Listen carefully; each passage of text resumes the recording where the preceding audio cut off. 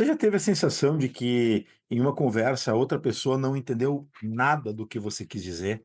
Ou até pior do que isso, você tentou se explicar, tentou ser claro, mas ainda assim a conversa terminou em ruído, frustração, distanciamento e até discussão? Se isso acontece de maneira recorrente na sua vida, pode acreditar que você está se comunicando mal. Obviamente, se serve como consolo, você não está sozinho. A verdade é que a maioria das pessoas não sabe se comunicar bem. Não porque falta vocabulário, porque falta técnica ou porque falta boa intenção. Aliás, nenhum cursinho de oratória vai te salvar caso você não perceba isso que eu vou te revelar nesse vídeo.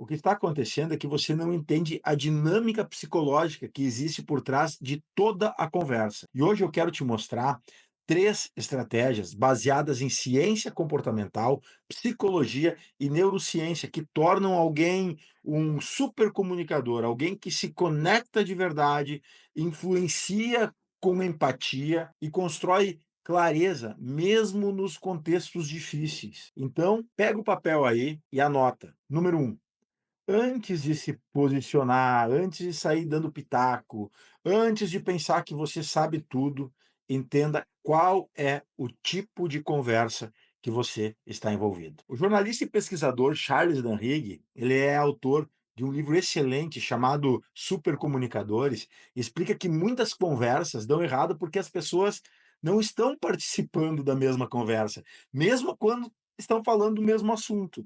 Então, segundo Duhigg, existem três tipos principais de diálogos e que precisam ser identificados para sua conversa fluir bem. São as conversas práticas, as conversas emocionais e as conversas sociais. As conversas práticas são aquelas que buscam resolver um assunto, um problema concreto. Já as conversas emocionais, elas lidam com sentimentos, com as angústias, com a validação emocional do outro.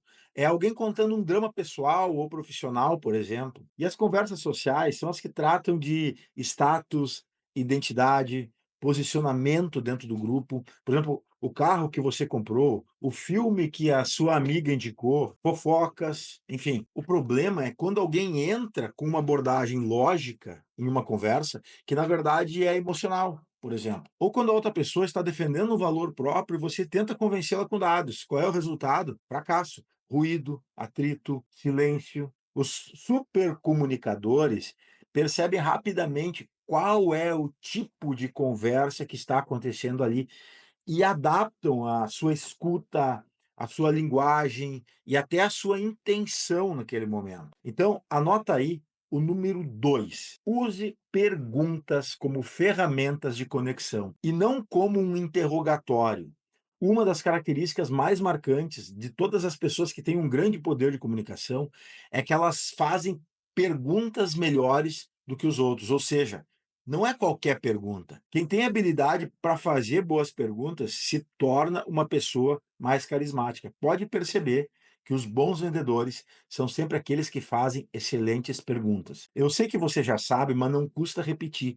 Existem duas formas básicas de elaborar perguntas: as perguntas de forma aberta e as perguntas fechadas. As perguntas fechadas são aquelas que só permitem que o outro responda sim ou não. E elas definitivamente não são boas perguntas para produzir conexão positiva. E existem aquelas perguntas do tipo abertas, que estimulam a pessoa a falar mais sobre o que viveu, ou sobre o que está sentindo, ou sobre assuntos que domina. E essas perguntas abertas produzem diálogos mais empáticos e costumam ser mais estimulantes para o cérebro. E aproximam mais as pessoas, pois denotam que o nosso interesse pela outra pessoa é maior. As perguntas abertas usam basicamente duas estruturas fáceis de entender e lembrar. A primeira estrutura são as perguntas do tipo de esclarecimento, ou seja, elas ajudam a outra pessoa a organizar o pensamento e a mostrar os seus reais interesses. São perguntas do tipo: como isso aconteceu?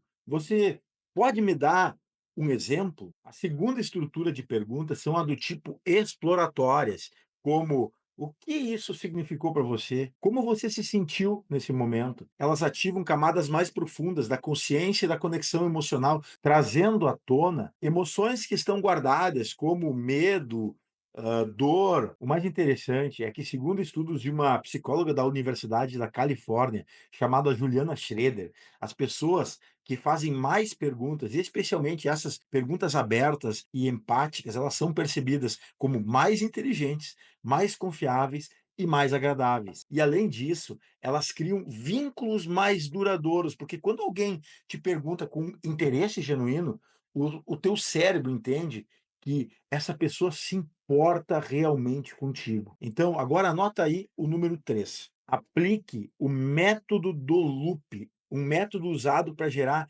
uma sensação de compreensão maior. Um dos recursos mais potentes da boa comunicação é algo que parece simples, mas eu posso garantir para vocês que é muito raro.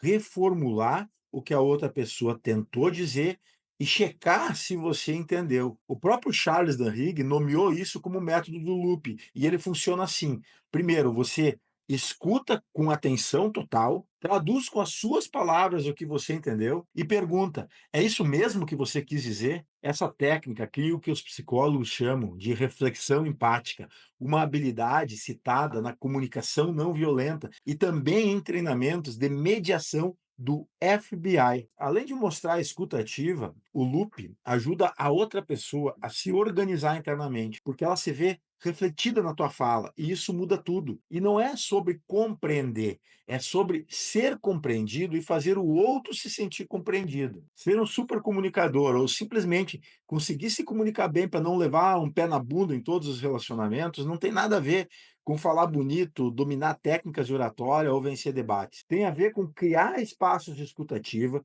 com perguntas que conectam e com validações que fazem o outro se abrir mais e mais. Tem a ver com entender o que está realmente acontecendo na conversa, mesmo que ninguém esteja dizendo isso em voz alta.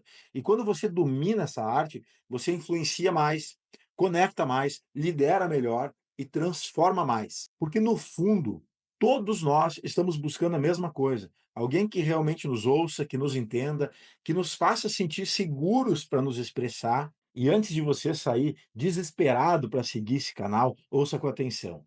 Se você fala demais, costuma dominar as conversas, isso não significa que a sua comunicação é boa. Aliás, o efeito é exatamente o oposto. Os melhores comunicadores são aquelas pessoas que fazem mais e melhores perguntas e não as que dão mais explicações ou argumentos. Pronto, agora você pode curtir o vídeo, seguir o canal e até mais.